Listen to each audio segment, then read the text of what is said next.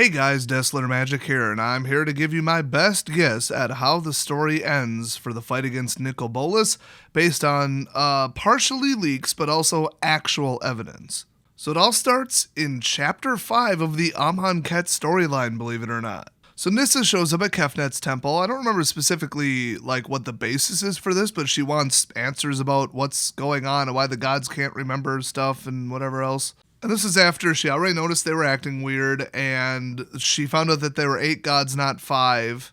So if you remember my coverage of this storyline, I had a little fun with it. But this time I'm going to cover what actually happened. So Nyssa shows up at Kefnet's temple and talks to the front desk guy, I guess. And after him just staring off into space, after she asks if she can see Kefnet, he finally says, "You have been permitted to attempt the trial of knowledge. There are 3... And then she's like, "Oh, I'm permitted to enter? Well, too bad, I'm going in anyway." Legit, this part of the story makes absolutely no sense. None whatsoever.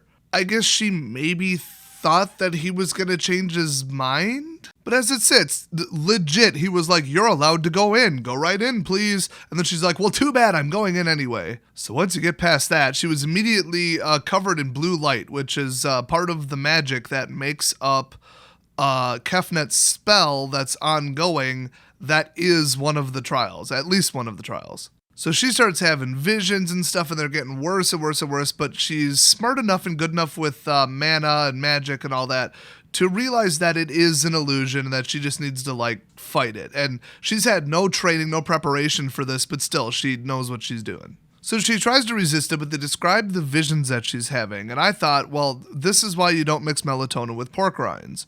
It's gonna be a bad trip. And if you remember from a long time ago on my channel, pork skin has some kind of mild hallucinogen in it that messes with your brainwaves, especially those involved with sleep, and so does melatonin. You mix them together late at night, and you get in a fight with your furniture at 3 in the morning and then fall asleep on the carpet.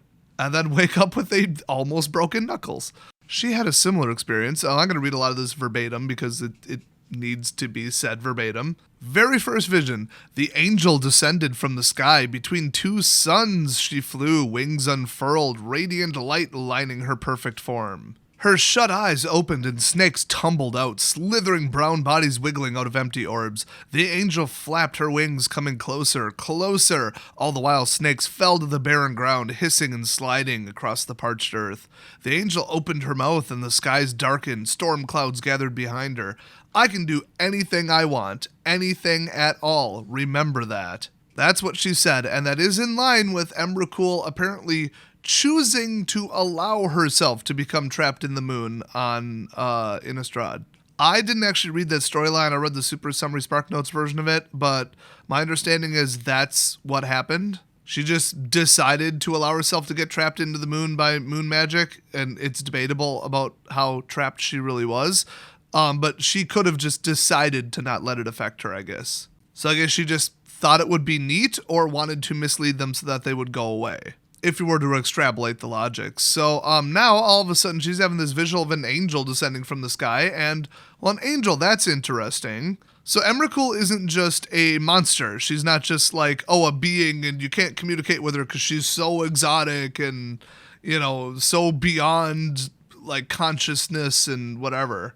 She is capable of communication, I guess, but it has to almost be direct psychic because she doesn't just come talk to people. And the whole snakes and darkening skies, I'm not going to get way into it, but that's in line with her powers and her themes and stuff, so yeah. But why would she show up as an angel? Because to Nyssa, she's not. She's a complete monster. Well, I don't think it's a coincidence that Emrakul is known as Emeria, the god Emeria, to the merfolk on Zendikar.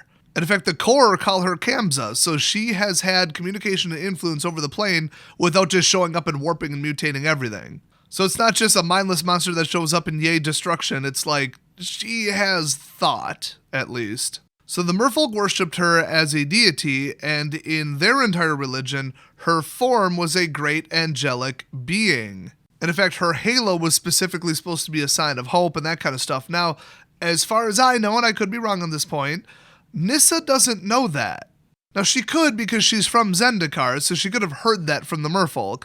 But honestly, I don't think that Nyssa knows that Emeria is Emrakul, that's who they were worshiping the whole time. Because, like I said, to her, Emrakul is just a monster.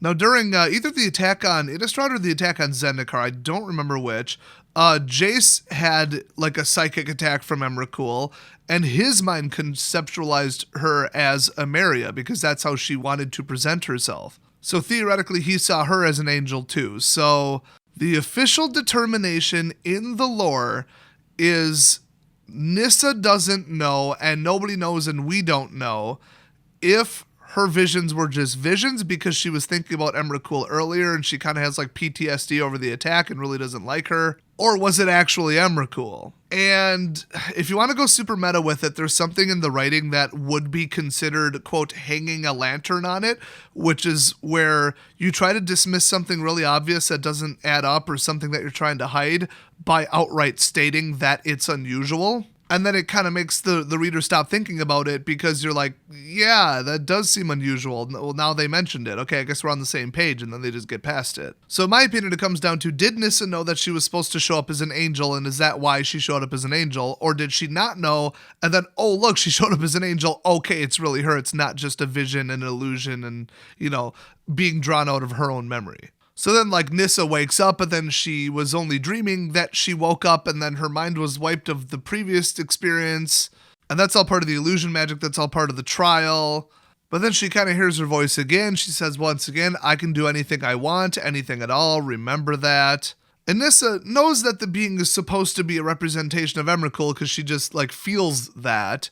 But because I guess Nyssa almost got corrupted or was partially influenced by Emrakul during the fight on, I don't know, one of those other two planes, probably logically Innistrad, she kind of has a connection to her, but also she has like memories of her and she's scared of her, like I said. But also she thinks, well, because of her connection to her at the time before she figures out that this is all an illusion, she's kind of buying into it. She thinks, are these my words or Emrakul's words? Or both, because we had a connection and she's like still inside my head. So she can't figure it out, but it just seems odd that like the illusion test is supposed to like mess with you and you're supposed to just like push through it. It's just supposed to like scare you. That's the overall vibe and details I got through the various accounts in the story. So to get motivational words in the middle of it, like I can do anything I want, anything at all, remember that. And she's not sure if those are like directed at herself from herself or if it's Emrakul stating that to her. It does seem out of place. So that's two reasons why this would really be Emrakul.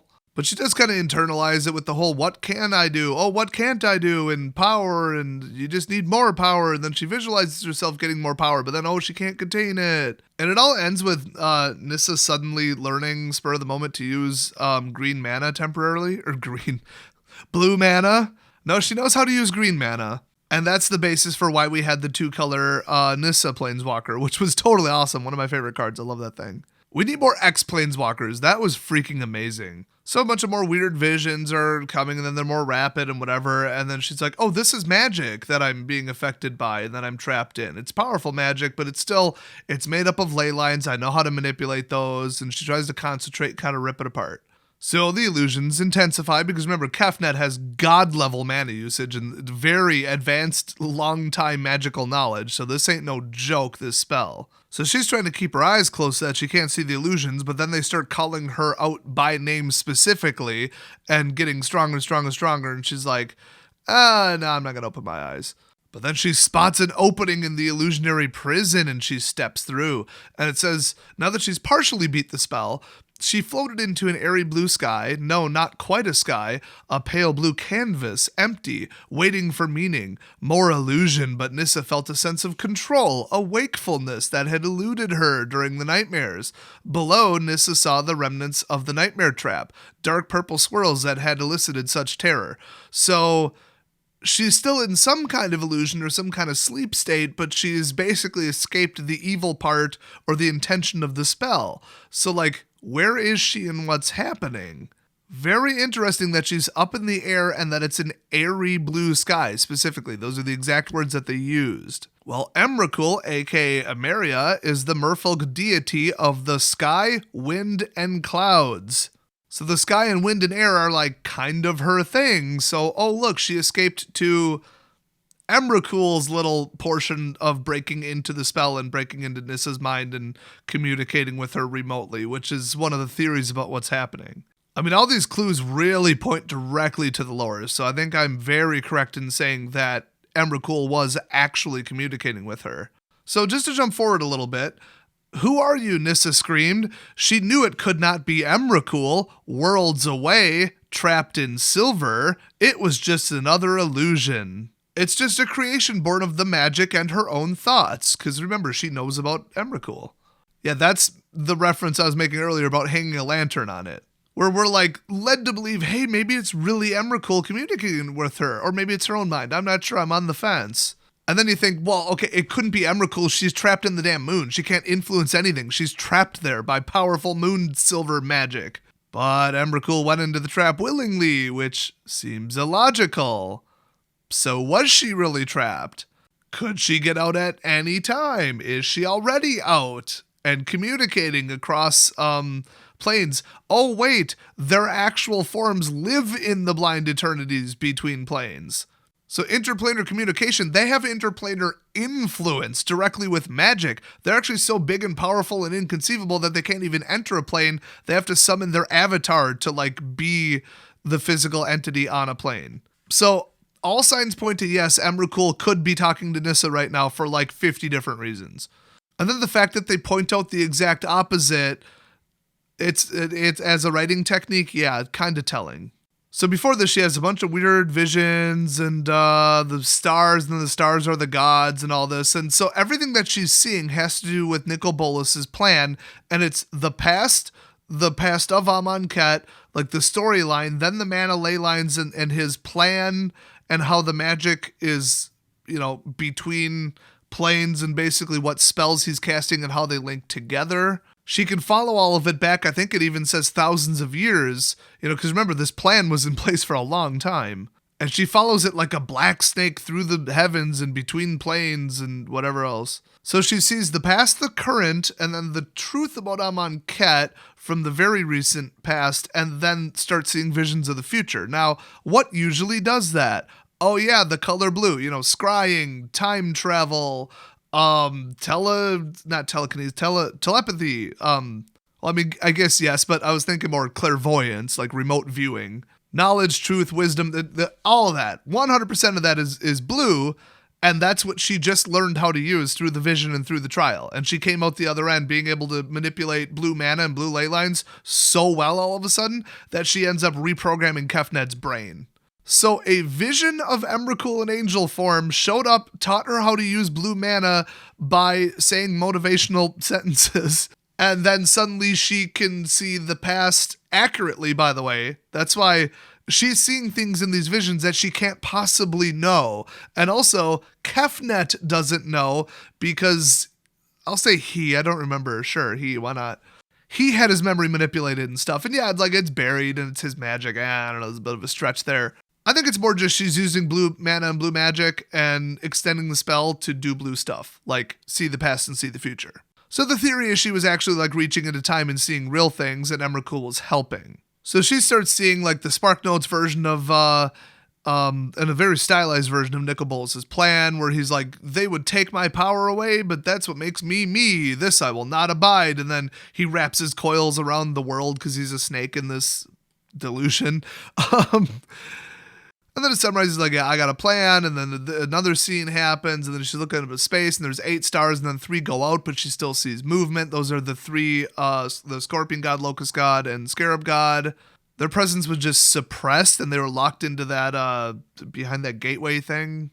Which, remember, she couldn't possibly know any of this, and Kefnet didn't consciously know any of this. So it had to have been blue mana or Emrakul or a combination of both that let her know this, in my opinion. So 5 stars remained, but their alignment was moved, and they were now in the shape of horns, indicating that the 5 gods on Amonkhet were under Bolas's control. So then awkward figures wrapped in white linen bent and dug in the harsh sands. Mummies, they called them. The anointed, hundreds of them. They were digging up a pale blue ore, cartloads of it. So remember, this was, I think, outside the city, or at least, I don't know, far enough away that they didn't know what was going on. That's them mining Lazotep, which also she couldn't have known about. So now she knows Bolas's plan.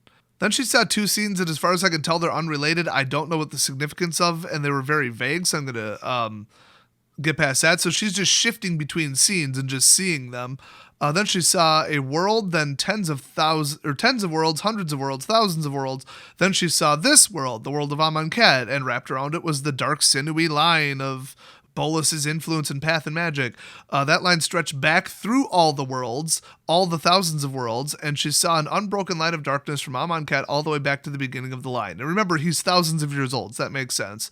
Then another shift, a large golden disc shaped and stylized like a sun, which, probably the immortal sun, descended from the sky. The sun disk approached a large circular stone tablet covered with strange sigils. See, like, that could be the immortal sun too. So one of the two of them. So one is an unknown object, one is the immortal sun. I think it's actually the stone tablet with sigils. That seems more accurate. So the two discs merged, becoming a single golden disc, and then cracks appeared in the golden disc, small at first, then widening, growing. The disc crumbled away into nothingness.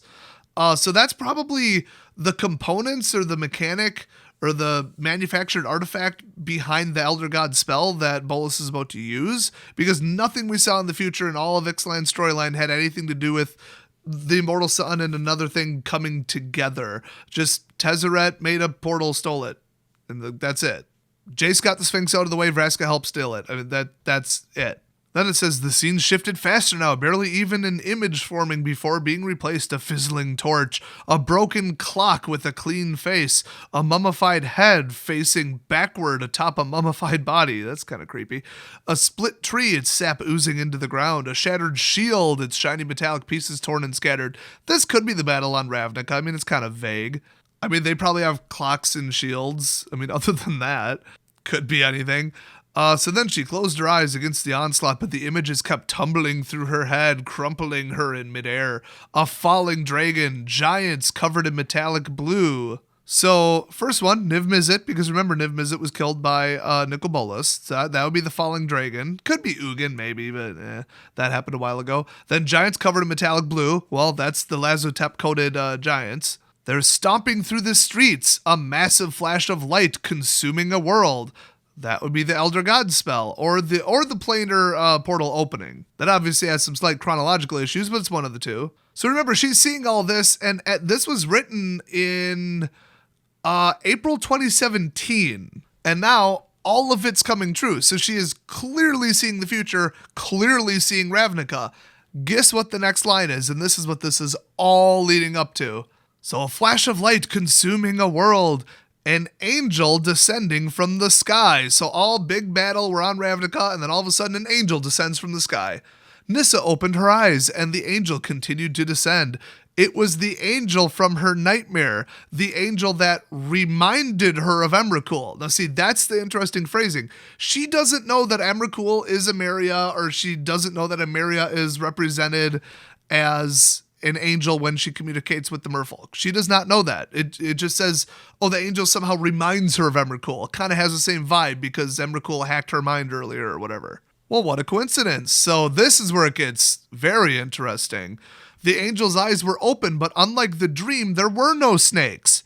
And the snakes, remember, are her tentacles and corruption and her warping and mutating everything. No, she turned that off. She just shows up to Ravnica just like, what's up? She landed in front of Nyssa. Why do you dally? I showed you the ways of power. Use them. The angel's voice, melodious, a cool breeze, beautiful, and beautiful the way Amonkhet was beautiful, all horror underneath. Nyssa tried to summon her power, but nothing happened. I can do anything I want, anything at all, the voice in her head reminded her. Except she couldn't. She stood there, rooted to the ground, as the angel continued with her beautiful voice. Are you a pawn or a queen? Who are you? Nyssa screamed. She knew it could not be Emrakul, worlds away trapped in silver. That's the context of that statement. It was just another illusion, another creation born of the magic and her own thoughts. Just go away, go. Nyssa bowed her head in agony, intense pain blossoming in her head. She closed her eyes, but the angel remained there in front of her, clearly visible, whether through eyes shut or open. Odd way to phrase that, but poetic. So she has somewhat control over all the other illusions and what's happening. She's kind of working her way through it, pulling on the ley lines, but this communication and this visage of Emeria, she can't get rid of. She can't stop. Interesting. It's almost like it's external and not related to the illusion. So then she says, Nyssa Ravain, are you a pawn or a queen? And she says, I don't know. I just want. And then the angel immediately says, no, it is the wrong question. Pawns, queens, they're all still pieces. All still pieces waiting to be moved. What you need to do is flip over the board and eat all the pieces. That'll intimidate the shit out of your opponents.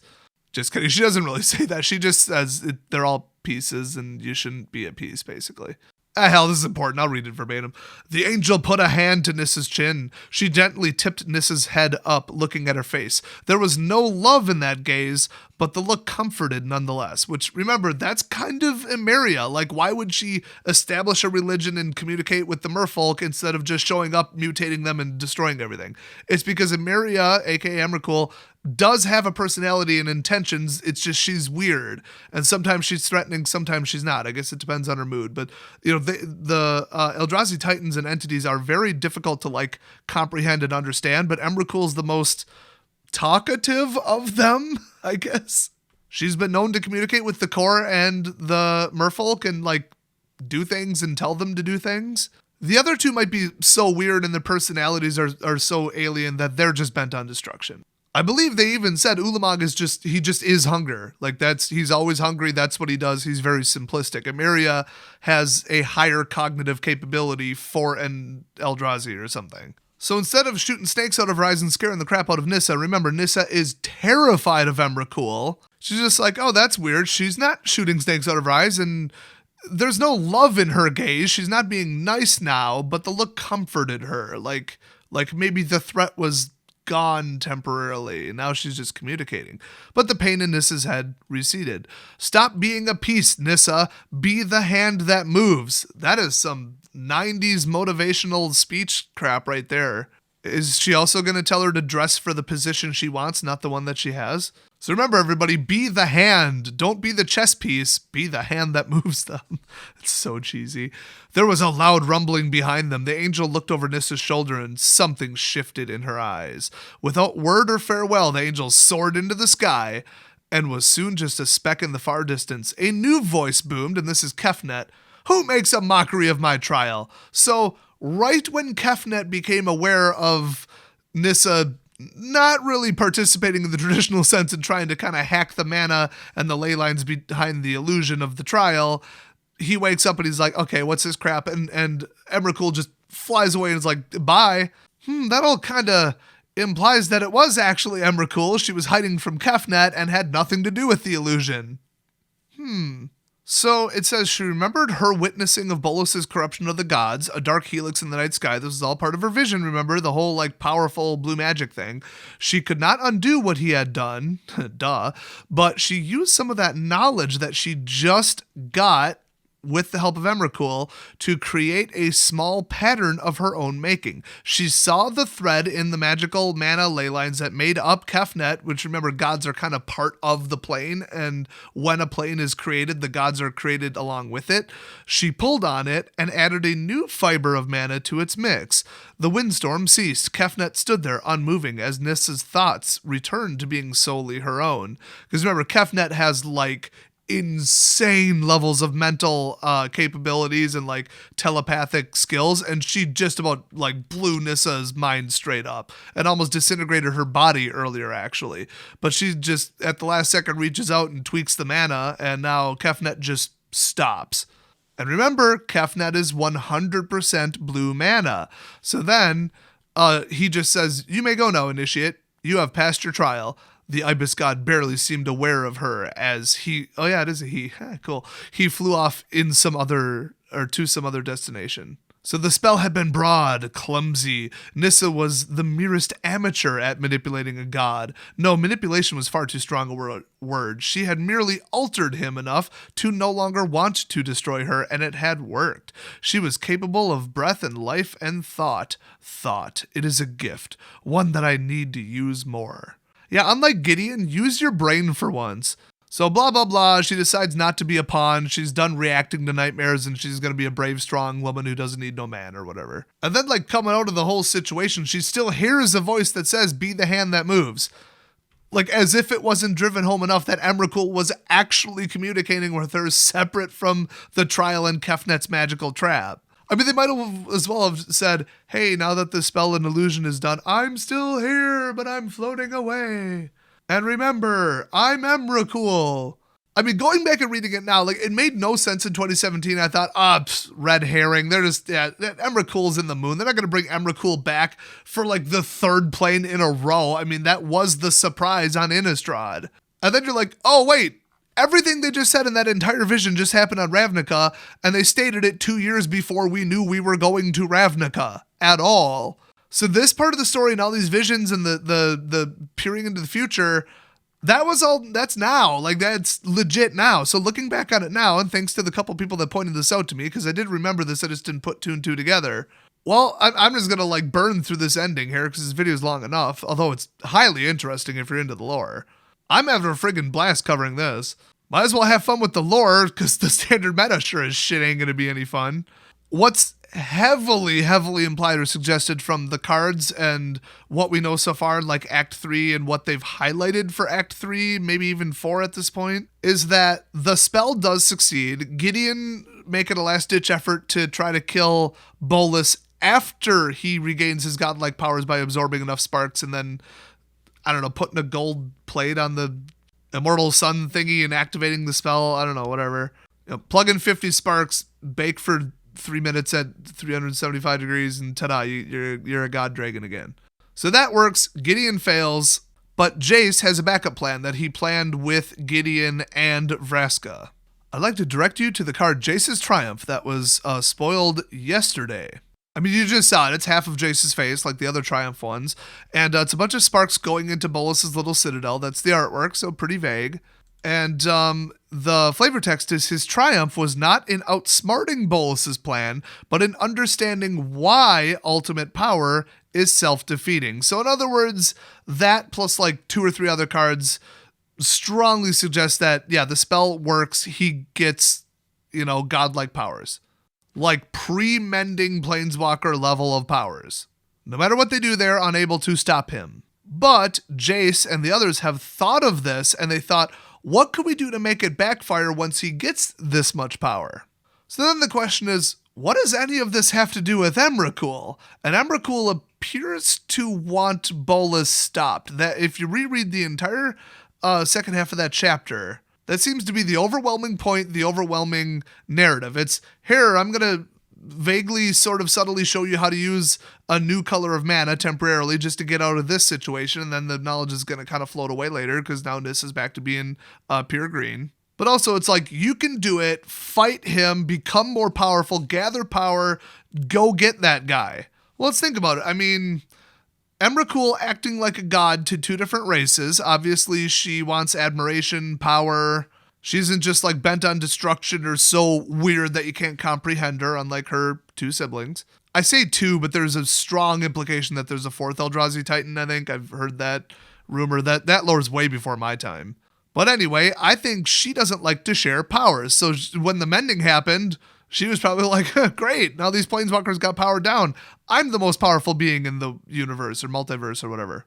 And now, she could probably maybe see the future a little bit or put 2 and 2 together, monitor what Bolas has been doing and extrapolate it, whatever it is. So she's like, okay, I want Bolas defeated. Let's remotely telepathically communicate with Nyssa, power her up, teach her some new stuff, give her some confidence. She's a highly powerful Planeswalker, and she does the best in the fight in Hour of Devastation against Bolas. She does the most damage and causes him the most delay, which is not much, but she does way better than the other Planeswalkers. Chandra does nothing. I mean, fire versus dragons, you gotta be kidding me. Gideon, nothing. He gets stabbed by one of his claws, breaks through his shield, and he planeswalks away. Jace gets way out-mind-dueled, and he planeswalks away and loses his memories. But Nyssa, grabs him with his feet with vines and stuff and kind of gives him pause for a while.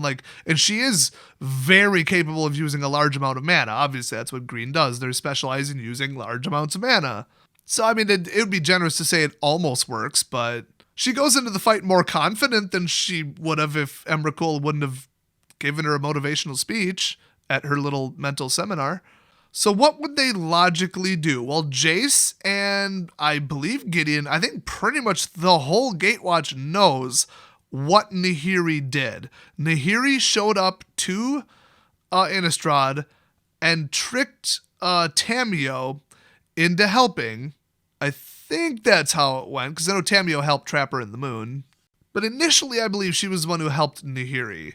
And she did some crap with Hedrons to draw the Titans toward them, which is what they did the first time around on Zendikar. And then Battle for Zendikar, like they broke free of their bonds, and yeah. So Nahiri knows how to draw them towards a plane. And FYI, Nahiri is on Ravnica. So I'm thinking that they do something to stop Sorin or help her fight him, kill him, whatever. And then they're like, hey, Nahiri, we've had some disagreements in the past, but, and I think Nyssa is going to put 2 and 2 together or have just subtle subconscious influences left in her mind. And they're all going to get together and say, hey, Nissa's pretty confident that if we summon Emrakul here, well, one, we're pretty sure she's not trapped in the moon anymore. And by the way, Tamio's on the plane too, so I mean, there's that. She could even confirm, oh yeah, I felt Emrakul escape. And they'd be like, oh crap, and Nyssa would be like, nah, I saw her in my dreams. I saw this whole battle in a vision. Emrakul assures me that she wants Bolas dead. So now that he succeeded, she's going to step in directly. And she'll turn off the corruption field like she did in the vision. She'll just show up to Ravnica if we summon her hair, draw her hair with Hedrons, made by Nahiri. She'll come down in, instead of normal Emrakul tentacle avatar form, she'll come down in angel avatar form, which is how she appears to the merfolk. And she will absolutely beat some ass. And, okay, so all of this, I'm like, ooh, spoilers, ooh, theory, ooh, leak. Not really. This is all public information. It's in the storyline. This, however, is leaked information. I'm not going to burn my source on this, but let's just say it is distinctly not supposed to be public. This was blatantly, allegedly leaked friend of a friend of a friend who works at Wizards of the Coast. This is a don't tell anyone but, and then ... kind of thing. Allegedly, the end of the book, the end of the story, the end of this whole thing is Nicol Bolas doesn't get powered down. He doesn't get killed, obviously. He just gets trapped, unable to planeswalk or without a spark, but that he keeps his godlike powers and mana abilities, but whatever, but he gets trapped on the meditation plane, which is the plane that Ugin originally found and then Bolas lied about finding or creating. I think he even said he created it. It's some kind of like non-plane plane. So it like exists, but it doesn't. It's kind of like a purgatory plane, kind of. It's all full of like water and empty rocky islands, if I recall. So Bolas loves going there because Ugin liked going there. And I think that's the first place Ugin visited. And then he talked about it to Bolas. And then Bolas wanted to go there specifically first because he was jealous, obviously. And he met Vraska there to plan the thing because I guess if other planeswalkers don't know how to get there, because he had to give her instructions on where it was and how to get there, like how to planeswalk there. So it's a good little secret base. He kind of made it his. That's why he refers to it as like his meditation plane. So they're allegedly going to trap him there somehow. Now, how would him having more power backfire and be, quote, self-defeating, which is what the card says? It doesn't add up. But I think they're going to do some kind of, oh, he's ultra powerful and maybe now he's arrogant or he thinks he's indestructible, so he has a clear weakness, or they're going to make the Immortal Sun backfire on him or something. But I think the Immortal Sun not letting people planeswalk out, that's the whole point. That's why they're stuck on Ravnica.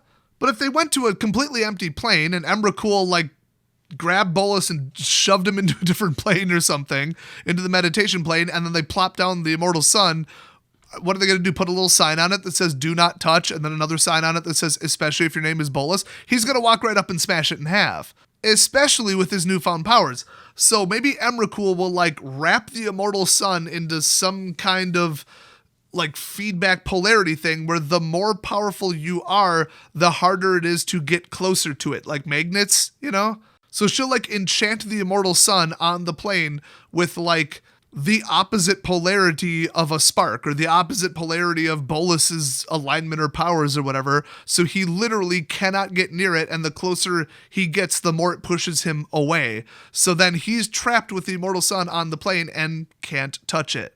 And then obviously, 10 sets from now, will he find a way to escape? Duh, because, he's a villain and whatever. So he'll be dealt with and completely, out of the way. And then we get the, amazing twist that Emrakul wasn't the bad guy after all. The other two Titans were mindless monsters, but not Emrakul. Ooh, mysterious. Ooh, will they have to fight Emrakul again in the future or not? Oh, mysterious. That's a good way to leave the story, honestly. It's not even really a cliffhanger. It's just a clever place to leave it. And yeah, then Bolas is effectively in prison. Now, the other thing is with the whole I can absorb sparks thing, they might, use it somehow. Emrakul shows up, turbo powers the machine that absorbs sparks to be a component of the spell that he's casting, and then they use it to steal his spark and then immediately shove him into the meditation plane. And then it's simple. No spark, no planeswalking. No immortal sun needed, and then they just shatter it and everybody leaves Ravnica, who's still alive. But even that doesn't really match up with the stated statement of his triumph was not in outsmarting Bolas's plan, but in understanding why ultimate power is self-defeating. That's not using his power against him. That's just, he's so powerful, we gotta trap him somewhere. Unless the implication is, like I said, purely arrogance. He thinks he's so powerful, he's won, nobody would be able to do anything. Oh, whoops, the Spark Absorber 2000, they just plugged it in and sucked out your spark, whoops. So the exact details of it, I don't know, but what's strongly suggested is Emrakul shows up in angel form, and I think we're going to get her on a card. It'll be the most powerful colorless angel you've ever seen in your life. And oh yeah, who else wants Bolas dead? Ugin. And Ugin was just spoiled today, and he makes colorless spells, which all the Eldrazi are colorless, cost 2 less. So he would help summon Emrakul in the game and in the lore. He would help out Nyssa and Nahiri and all them. Or they could bypass Nahiri, because remember, I think it was Sarkhan or Ugin himself, one of the two, who covered Ugin's grave and his bones in hedrons that made a cocoon around his soul or something and then rebuilt his body. I don't really understand how that worked. But basically, if Ugin knows how hedrons work, I mean, that wouldn't be a surprise to me. So they'd be like, hey, Nahiri's not cooperating. Ugin, can you summon an Eldrazi Titan here? And he's just like, child's play. I can do it for 2 less mana. So honestly, I think in a week and a half, something like that, we're going to see Emrakul on a card, and it's going to be her angel form, and that's that. Now, the other thing is, we think maybe Mark Rosewater was joking, because apparently he made a bunch of exaggerated, hilarious jokes on his blog in response to people's questions. The Wanderer, which happens to be white aligned, not colorless, that's why it's a little weird. That's why it's probably Elspeth just saying. He said it's us, it's us the player, because we've been kind of referenced in at least marketing materials, though not directly the lore. So, they're going fourth wall meta, ha ha ha. I could see him doing that, but if he's just covering for the fact that the Wanderer is actually Emrakul, that would be interesting. But her powers and her white alignment, it's odd. But the fact that she's female and it's a never-before-seen planeswalker, that's interesting. But why would Emrakul take the form of a Wanderer instead of an angel? So, I don't know, but I just want to throw that in. That's another one of the theories, is that that's actually Emrakul. And guys, maybe the Wanderer will, be in the book, and then she'll be like, oh, my name is Lukarma. And everybody would 3 seconds later be like, that's just Emrakul spelled backwards. I guess it would be Lukarm. It would be a silent E. And I'm a non-binary, tri-gendered, yeah, that's Emrakul. So what do you guys think? That is the working theory right now. And if I'm right, I'm going to get a cake that says I'm right on it. And then I'm going to eat the whole thing and pass out in the middle of my living room. That's what parties look like when you're over 30, kids. So anyway, what do you think of my crazy ass theory? It's scarcely even my theory. I'm just putting the pieces together. The pieces are there, so build whatever you want with it. But there is only one true answer, as with most puzzles. So thanks for watching. Thanks for jumping way down the conspiracy theory and lore rabbit hole. And I will see you guys next video.